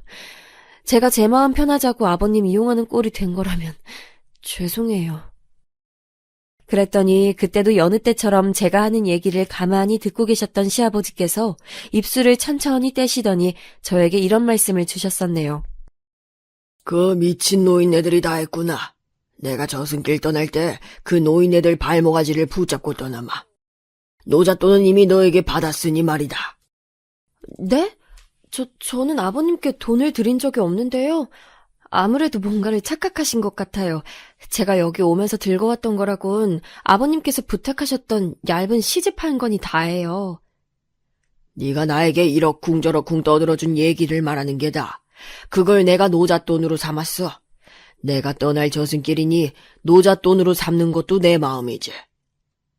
시아버지께서 그렇게 말씀을 하신 순간 저는 눈앞이 삽시간에 뿌얘졌어요. 저도 모르는 사이 눈물이 차오른 것이었죠. 갑자기 울어서 죄송하다면서 눈물을 벅벅 닦아냈더니 시아버지께선 저에게 그러지 말라 하셨죠. 그래서 제가 조용히 눈물을 떨구었더니 굳이 그렇게 울음을 참고 살지 말라고도 해주셨어요. 저는 어렸을 때 소리내서 울면 친할머니께 머리를 얻어맞았기 때문에 그 철저한 교육하에 입 꾹 다물고 숨을 안으로 밀어넣으며 조용히 우는 습관을 들였거든요. 저에게 소리내서 울어도 괜찮다고 말을 해준 사람은 인생에서 시아버지가 처음이었어요. 그날 저는 후련하게 울어봤네요. 사실 제가 결혼식을 올린 건 시아버지께서 돌아가시고 난 이후예요. 시아버지께서 돌아가시고 나서 정리하고 남은 돈으로 시어머니께서 저희 부부 살림 차리는데 큰 도움을 주셨어요. 어머님, 제 입으로 이런 말씀 드리기 너무 민망한데요. 저를 탐탁지 않아 하셨다는 거, 며느리감으로는 절대 아니라고 여기셨다는 거 제 스스로 너무나도 잘 알고 있어서요. 저를 결국 이렇게 받아주셔서 감사해요. 어머님 마음에 안 차는 거 알고 있기 때문에 제가 앞으로 노력 많이 하면서 그렇게 살게요. 아유, 그것도 처음에나 얘기지. 지금 와서는 내가 너를 어찌 받아주지 않을 수 있으랴. 환자 보기가 얼마나 힘든데. 간병 앞에서는 효심도 우애도 뭣도 없다고 하잖니. 우리 그 양반 몸이 안 좋아서 지난 수년간 얼마나 우울하고 힘들어했는지. 그걸 알면서도 지켜보는 입장에서도 점차 괴로워져서 모른 척 외면할 때가 많았어. 근데 네가 마지막 그 양반의 한 줄기 빛이 되어 주었어. 네가 이제 우리 집안 식구가 됐고 맏며느리로 들어왔으니 내가 편히 하는 말이지만 네 아랫사람인 작은 며느리 돈 있고 사는 게 풍족하면 뭘 하니? 지 시합이 아파서 들어앉아 있는 병원에 한 번 얼굴을 디밀 줄 모르는데 그거 보면서 네가 진정 됨됨이가 좋아 보이더라. 비교돼서 더 그렇더라. 우리 그 양반 숨 거두기 전부터 이미 너는 우리 며느리였어. 너도 참 다 알면서 그러니. 시어머니와 이런저런 대화를 나누면 진솔한 마음의 교류가 되는 것 같아서 좋은 기분이 들었던 듯 싶어요. 시어머니께서는 저희 친정엄마와도 잘 지내셨습니다. 어딘가 인생의 달관을 하신 듯 초연하신 친정엄마, 그리고 매사 허심탄회한 자세를 고수하시는 시어머니는 비슷하면서도 통하는 구석이 있었던 것이겠죠. 해준 것 하나 없건만 시집을 알아서 잘 가니 신기하고도 기특해 죽겠다며 제 결혼에 친정엄마께선 눈물바람으로 기쁨을 표현해 주셨네요. 결혼 직후에는 외할머니를 모시고 저랑 남편이랑 바닷가도 가고 공기 좋은 산골짜기도 가고 그랬고요. 건강하셔서 아직 거동이 가능하실 때 어디든 모시고 가고 싶어서 그리했던 건데 아직까지도 정정하세요.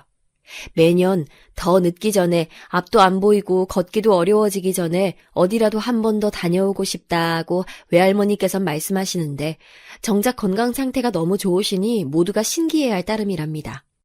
제가 결혼한 이후 얼마 지나지 않아서 친할아버지께서는 돌아가셨어요. 그리고 딱 이때부터 친할머니의 치매 증세가 악화됐습니다. 원래는 치매기가 좀 있으셨어도 댁에서 지내시며 일상생활 보내시는 데는 지장이 없었을 정도였대요. 근데 친할아버지께서 세상 떠나신 직후부터 치매가 확 심해져서 시설의 도움 없이는 힘들어졌다고 하더군요. 얼마 지나지 않아서 친할머니께선 전문시설로 들어가셨죠. 돌아가실 때까지 아마 나올 수 없을 그곳으로요. 그렇게 되자 친정아빠께서는 무척 원망을 하셨고요. 원망의 대상이 뭐였냐고요? 달리 있겠나요? 친정엄마랑 저였죠. 저희 두 사람이 옛날에 떠나지만 않았어도 인생이 이따위로 흘러가진 않았을 거라면서 친정아빠께선 분개하셨답니다. 그 애지중지하는 남동생은 어째서 자기 조부모와 부친을 부양하고 있지 않았는가를 따져보자면 본인 코가 석자라서 그랬더군요. 학교 다닐 때도 교우 관계를 어려워하고 학업 성적도 개판이었다던 제 남동생은 성인이 되고 난 이후부터는 자잘한 사고를 그렇게나 쳐댔대요. 그러다가 한 번은 정말로 감옥에 갈 뻔했다고 합니다. 남동생이 친 사고로 들어간 합의금만 해도 피눈물 날 만큼 커다란 금액이라고 하니까요. 보통 사고 뭉치가 아니었던 것이죠. 철은 안 들고 나이만 먹은 남동생은 대학 졸업이나 취업은커녕 집구석에만 틀어박혀 있는 청년이 되어 있었어요. 그나마 친할아버지께서 돌아가시고 난 이후부터는 편의점 아르바이트를 시작했다고 했죠. 주 3일 근무로 평일 야간 시간대라고 했어요. 사람을 가장 적게 마주칠 수 있는 근무 시간이라고도 볼 수 있죠. 그거라도 하면서 바깥 공기 마시고 몇 푼이나마 버는 게 신기하고 다행이라면서 친정아빠께서는 씁쓸한 웃음을 지으셨어요. 그러게 애를 그렇게 키우지 말지. 내가 그토록 말했었는데 경고했었는데 애를 무작정 싸고 돌면서 그릇된 행동도 옳다고 가르친다면 그건 애를 영영 망치는 길이 될 거라고. 근데 당신도 당신 어머니도 내 말 무시했었지. 오히려 나보고 입 닥치라 그랬었지. 애는 아무 잘못 없어. 잘못이 크도록 만든 어른들 잘못이야. 친정엄마께서는 고요히 말씀하셨는데 크게 화를 내고 계신 것과 다름없었어요. 그 일침 앞에서 친정아빠는 고개를 숙이실 수밖에 없었으니까요. 친정아빠께서도 떳떳하실 게 없었죠. 저희 모녀가 집을 떠났던 이후로 친정아빠께서는 웬 젊은 여자를 어디선가 데려오셨다더군요. 잘하면 재혼할 사이가 될 수도 있다는 말과 함께요. 그런데 친할머니와 그 젊은 여자가 며칠 안 지나서부터 엄청나게 싸우기 시작했던 겁니다. 가운데 낀 친정아빠께서는 이러지도 저러지도 못하면서 그냥 상황을 방관하셨고 그러던 어느 날 젊은 여자가 사라졌대요. 친할머니께서 거의 당신의 평생 동안 애지중지해 오신 옷가락지를 훔쳐들고 그것뿐만 아니라 돈이 될 만한 거라면 모조리 챙겨서 감쪽같이 사라져버렸다고 합니다. 저도 친할머니의 그 옷가락지가 뭔지 알고 있는데 도둑 맞았다는 그 얘기에 놀랐네요. 배신당한 충격에 친정아빠께서는 의욕을 상실하셨고 친할머니께서는 가슴을 치고 우셨으며 집안 분위기 개판이라고 그때부터 친할아버지께서는 엄청난 불만을 터뜨리기 시작하셨고 이런 어른들의 모습을 남동생은 고스란히 보면서 살아온 거죠. 좋은 영향을 받았을 리가 없어요. 친할머니께서 완연해진 치매로 시설에 들어가신 날 친정엄마와 함께 오랜만에 그 지역을 찾았던 저는 어쩌면 친정아빠나 남동생과 다시 교류를 하며 지낼 수 있지 않을까 하는 생각을 슬며시 했었어요. 그 두 사람이 사과를 해준다면, 먼저 손을 내밀어준다면 그리 할 수 있을 것 같았어요. 그런데 친정아빠께서는 저희 모녀에게 오만 난리를 쳐대셨고 100만 원을 뜯어내고 나서야 진정하셨습니다. 그리고 저를 향해서는 네 동생 안 불쌍하냐는 질문을 몇 번이고 하셨지요. 지금은 내가 사지멀쩡하다지만 몇 년만 지나봐라. 어떻게 될지 모른다. 그때는 네가 나 부양해야 될 테니 잘 준비하면서 기다리고 있어. 왜 저한테 그런 말씀을 하세요? 제가 그럴 의무가 있을까요? 어디서 그런 건방진 질문을 하고 자빠진 거야? 자식이니까 부모를 부양하는 게 당연하지. 아빠는 그럼 부모인데 자식인 저한테 대체 왜 그러셨어요? 제가 조용히 내뱉은 말에 친정아빠께서는 아무 답변도 못 하셨네요. 일어나시더니 돌아서서 작게 욕을 하신 게 다였어요. 남동생은 잠깐 얼굴 본 게 다였고요. 솔직히 낯선 기분이 더 앞섰기에 이런 제 스스로가 이상한가 싶어서 남편에게 고민 상담을 받기도 했어요. 남편에게는 저처럼 남동생이 있어요. 시동생은 얼굴이 잘생긴 편이고 키도 큽니다. 무엇보다 대학을 좋은 데로 나왔어요. 그래서인지 꽤나 사는 집안의 여자를 만났고요. 저희 부부보다 먼저 결혼했습니다. 이런 표현을 막 써도 되는 건진 모르겠는데 느낀 바를 그대로 써보자면요. 시동생의 아내인 제 동서는 성격이 정말 더럽습니다. 제가 동서보다 나이도 많고 손 윗사람인데 그런 건 전혀 신경 안 쓰고 자기 기분 내키는 대로 행동하더라고요. 처음부터 그랬어요. 난 저런 울상 딱질색. 저렇게 음흉하고 조용한 사람 싫더라. 뭔 생각하고 있는지도 모르겠고 그냥 쳐다보고만 있어도 속이 꽉 막혀서 답답해지는 느낌? 동서가 저를 겨냥해서 던진 말이었습니다. 저를 두 번째로 본 자리에서 그랬어요. 점차 신분이 쌓여가면 그럭저럭 괜찮은 사이가 될 수 있지 않을까 하고 저는 생각했었는데 순전히 제 희망사항이었을 뿐이고 완전히 착각이었더군요. 동서, 다음 주 주말에 다 같이 강원도 가기로 한 거 말이야. 그 점심때 가기로 한 닭갈비집 봤는데 내가 굳이 비교를 하려고 따로 찾아봤던 건 아니고 어쩌다 보니까 그 근처에 다른 닭갈비 식당들이 많다는 걸 알게 됐거든. 근데 뭐야, 어쩌라고요? 본론만 딱 말하세요. 서론이 왜 이렇게 길어? 그러니까 내 말은 가기로 한 곳 말고 거기 바로 근처에 있는 다른 집은 어떨까 싶어서 맛이나 양은 집집마다 다 비슷한 것 같은데 내가 새로 본 집이 가격도 조금 더 저렴하고 무엇보다 위생적이더라고. 와, 정말요? 그걸 형님께서 알아보신 거예요? 멋지네요? 별거 아닌데. 고마워. 그럼 내가 본 집으로 가는 걸로 할까? 아니요. 제가 봤던 대로 그냥 가요. 이왕이면 그 지역 그 동네에서 가장 유명한 데로 가는 게 장땡인 거 몰라요? 관광지 안 가봤어요? 모르면 그냥 닥쳐요. 아무것도 하지 말고. 능력도 없으면서 주저리 나대는 거 보는 사람 입장에선 짜증나요. 저번에도 그러시더니 또 이 지랄이시네. 사람이 말하는 게 아다르고 어다르다는 법인데 동서는 아무렇지도 않게 상대방의 심장을 후벼 파더라고요. 괜히 저만 보면 미간을 찌푸리며 눈을 위아래로 흘기기도 했고요. 시어머니께서 그렇게 굴지 말라고 하시니까 귀찮다는 표정으로 아, 네 하더군요. 동서네 집안이 시댁보다 형편이 넉넉한 데다가 동서의 성격 자체가 워낙 드세다 보니까 독불장군이 따로 없었어요. 우연히 알게 됐는데 자기랑 친한 친구들 같은 상대한테는 잘하는 것 같더라고요. 동서의 외향적인 성격이나 화법이 쾌활하다는 장점으로 비칠 정도였어요. 저한테는 막말, 째려보기, 비웃기만 하는 동서였기에 내심 놀랐네요. 상대 가려가면서 그렇게 군다는 것이었죠. 누울 자리 보고 발 뻗는다는 말처럼 말이에요. 동서가 말하기는 자기는 구질구질한 게 딱 질색이라고 했어요. 멋지고 폼나는 것만 따라가는 게 자기 인생이라고도 말했죠. 그래서 저처럼 구질구질한 사람을 보면 짜증이 난다고 했습니다.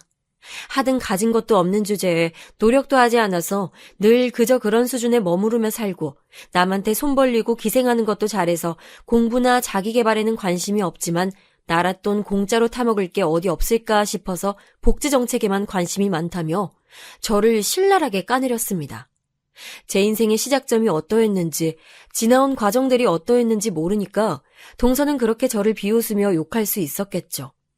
더욱 근본적인 문제는 제 사정을 동서는 알고 싶어 하지도 않았다는 거예요. 그저 마구 짓밟을 대상으로서의 저란 존재가 동서는 필요했을 뿐이니까요. 제가 얼마나 발버둥을 쳐가면서 노력을 다해 살아왔는지 스스로 잘 알고 있었기 때문에 부끄럽진 않았습니다만 동서가 그리 굴수록 제가 초라해지고 비참해지는 것만 같은 기분이 드는 것까지 막을 수는 없었네요. 내가 왜 저런 사람이랑 같은 집안 며느리인지 난 암만 생각해도 이해가 안 되네. 하긴 본인도 이해가 안 되겠지. 하나부터 10까지 나랑 비교될 테니까. 혼잣말을 가장한 동서의 조롱 앞에서 저는 어느새 피식 웃는 경지에 다다랐고요. 이윽고 돌아가신 시아버지의 제삿날이 코앞으로 다가와 있었어요. 저는 동서랑 둘이 어떻게 준비를 할지 의논을 할 요량이었어요. 왜냐하면 시어머니께서 손목 쑤신다고 너무 힘들어하시고 보호대를 거의 착용하고 계셨거든요. 특히 왼손의 엄지를 거의 못 움직이셨어요.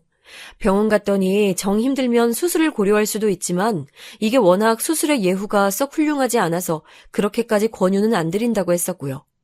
수술을 받고 나더라도 재발의 가능성이 높다는 뜻이었고 가장 좋은 치료법은 웬만하면 아픈 쪽을 절대 사용하지 않는 것이라고 했어요. 의사 선생님이 한 달만 깁스를 하고 있어도 훨씬 좋아진다. 그만큼 안 쓰면 안 쓸수록 아픈 부위가 나아지는 것이라고 하셨던 마당인데 제가 감히 시어머니의 손을 빌릴 엄두가 안 났죠. 어머님, 올해 아버님 제사요. 동서랑 제가 둘이서 상의해가지고 준비할게요. 어머님께서 또 손목 무리하실까봐 걱정돼서요. 그러실 필요 없다고 말씀드리는 거예요.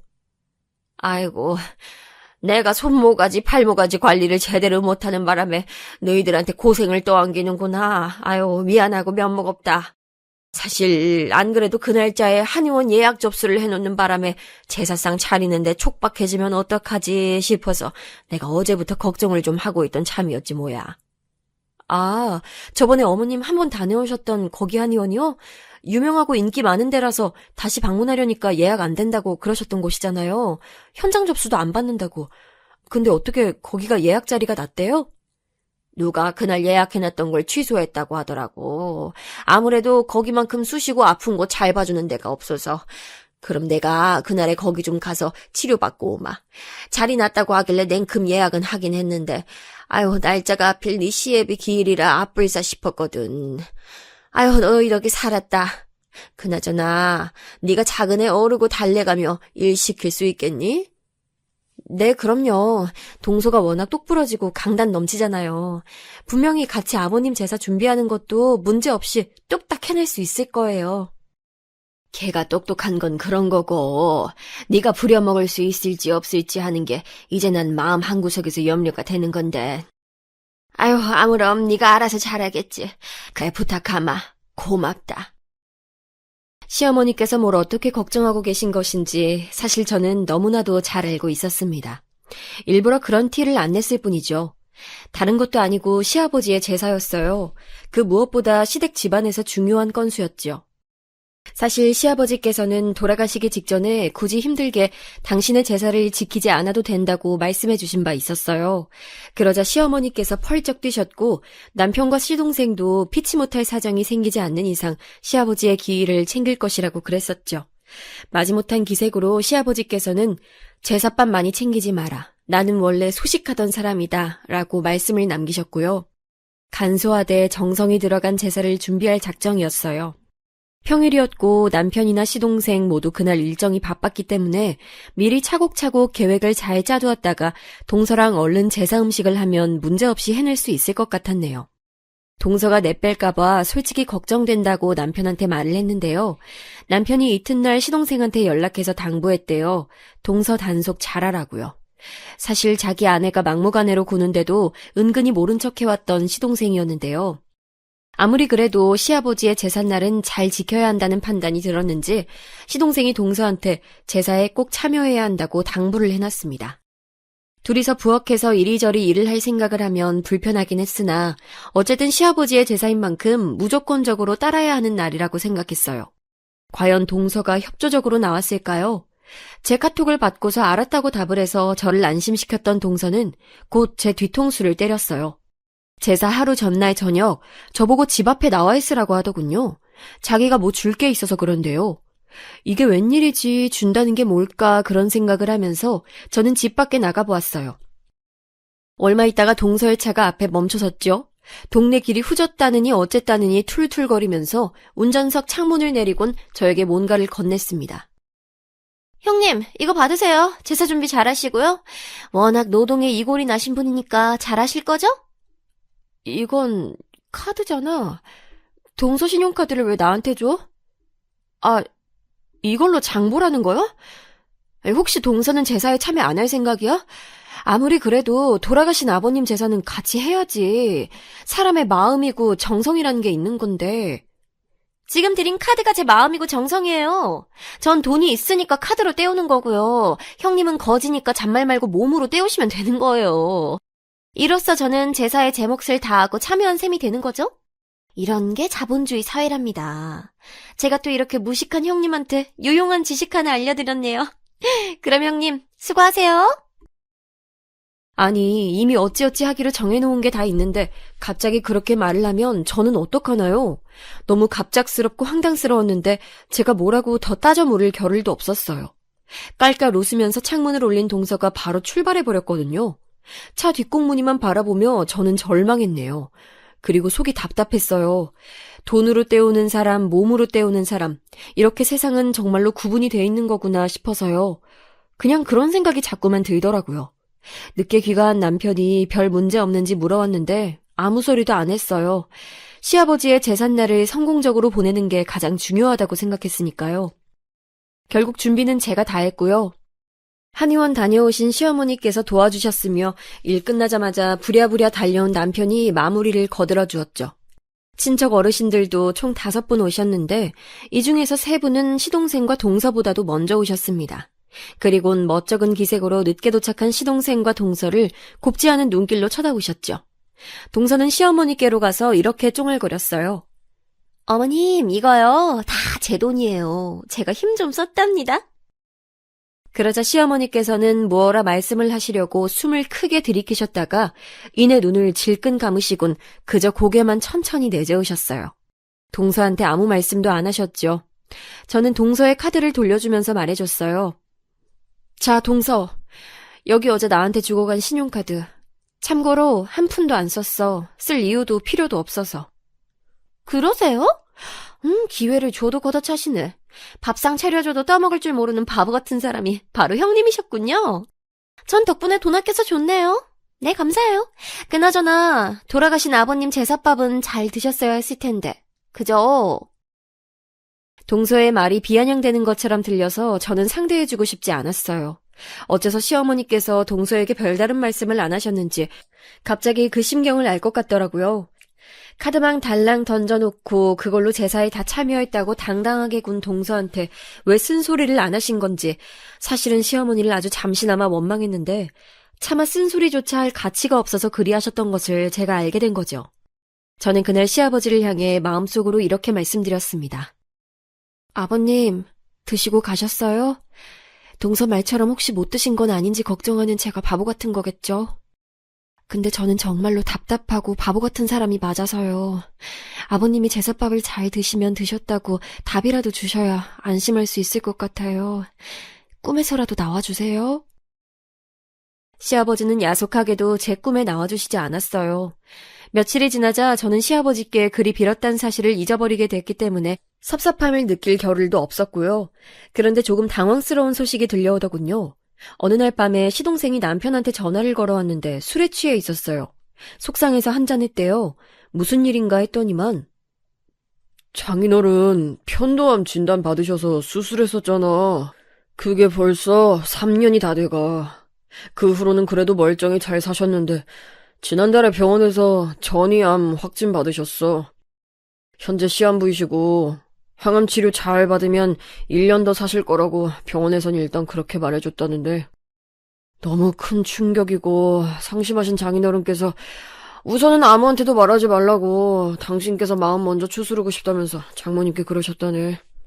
근데 엊그제 장모님이 쓰러지셨다. 형 진짜 어떡하냐. 장모님 뇌졸중이야. 동서 집안이 난리가 난 거였죠. 시동생도 갑작스러워서 어쩔 줄 몰라 하던데 딸 입장인 동서는 얼마나 경황이 없었을까요? 그 소식 들으니까 이게 웬 비극인가 싶어서 저도 너무 걱정이 됐어요. 동서한테 연락해서 어떻게 위로를 건네야 할지조차 고민이었고요. 이틀 머리를 싸매다가 동서한테 카톡을 남겼어요. 힘내라고 기도하겠다고 여러 가지 위로의 인사말을 해줬죠. 그랬더니 동서가 나 꼴 좋다고 비웃고 있겠네? 그래봤자 네 인생보다 내 인생이 더 우월해. 그러니까 나대지 마. 라고 몇 시간 후에 답장을 보내왔습니다. 그거 보고선 착잡한 긴 한숨이 나왔네요. 제 안에서 동서를 향한 여지를 남겨두지 않겠다는 결론을 내렸어요. 그래서 그쪽으로는 신경을 꺼버렸네요. 몇 달 후 남편과 둘이서 고대했던 축복이 찾아왔어요. 임신이었답니다. 시어머니께서 무척이나 기뻐하셨는데 시동생 동서 쪽은 분위기가 워낙 안 좋으니까 저희 보고 굳이 그쪽에다가 소식 전하지 말라고 하시더군요. 기회 봐서 당신께서 직접 알려주시든지 하겠다 하셨어요. 동서가 양친 일로 스트레스가 심한지 월경이 끊겼다는 얘기를 시어머니께서 저에게 조심스레 말씀해 주시기도 했네요. 저 임신 중기 때 동서가 부친상을 당했어요. 병원에서 얘기했던 것보다 너무 일렀어요. 갑자기 돌아가셔서 그 집안 사람들이 전부 깜짝 놀라고 뒤집어졌대요. 제가 출산했을 때 시동생은 예전보다 피골이 상접한 몰골이 돼선 와봤는데 동서는 안 왔어요. 남편이 아주 조심스럽게 시동생한테 물어보더라고요. 두 사람은 아이 계획이 어떻게 되냐고요? 그러자 시동생이 한숨을 쉬면서 그랬어요. 안 그래도 동서가 제 출산 소식에 산부인과를 가보기로 했대요. 매달 하던 월경을 안 하니까 편해서 그냥 뒀는데 임신할 생각이 들고 나니까 마음이 좀 급해졌나 봐요. 그리고 며칠 후였어요. 동서가 자궁에 문제가 있어서 시술을 받는다는 소식을 접하게 됐죠. 아, 그런가 보다 했어요. 별 문제 없겠지 싶었어요. 그런데 시술 받고 나서 각종 검사 결과가 나왔는데 자궁에 암이 있다는 게 발견됐다고 하더군요. 자궁을 적출하는 수밖에는 없다고 대학병원에서 그렇게 진단이 떨어진 것에 시동생은 넋이 나가 있는 상태였고요. 동서는 현실을 부정하면서 울다가 웃다가 이틀 내내 미친 사람처럼 행동하고 있다고 했어요. 시어머니께서는 이 무슨 해괴한 일이 다 있냐고 하시며 드러누우셨고요. 요새 머리가 아파 죽을 지경이란다. 그나마 우리 귀여운 손주 얼굴 보면서 내가 심신을 달래네. 네가 우리 집안으로 시집을 온 게 커다란 복이었나 보다. 먼저 떠난 우리 그 양반이 널 꼭 며느리로 삼아야 한다고 주장했던 게 전부 일리가 있었던 게야. 그런 시어머니 앞에서 제가 무엇라 말씀드릴 수 있었을까요? 그저 눈에 넣어도 안 아프다 하시는 저희 아이를 자주 보여드리는 것으로 효를 다할 뿐이었죠. 그 시기에 코로나 사태가 터졌고 상황이 심상치 않게 돌아가자 결국 동서는 병원의 강력한 권고에 따라 자궁을 적출하는 수술을 받았습니다. 코로나가 더 퍼지기 전에 얼른 병원에서 수술을 받는 게 낫다는 의견들을 동서가 받아들인 것이었죠. 그 후로 너무 기운 없이 지낸다고 그러길래 마음이 찜찜했는데 코로나 때문에 병원의 모습도 달라진 게 편찮으신 동서의 모친께는 큰 타격이었나 보더라고요. 아파서 치료받으면 비단 병원비뿐만 아니라 간병인 때문에 들어가는 비용이 정말 어마어마하더군요. 계속해서 안 좋은 일, 게다가 돈이 엄청나게 나가는 일만 생기는 바람에 원래는 금전적으로 여유롭다고 뻗댔던 동선의 집안이 거덜나 버렸어요.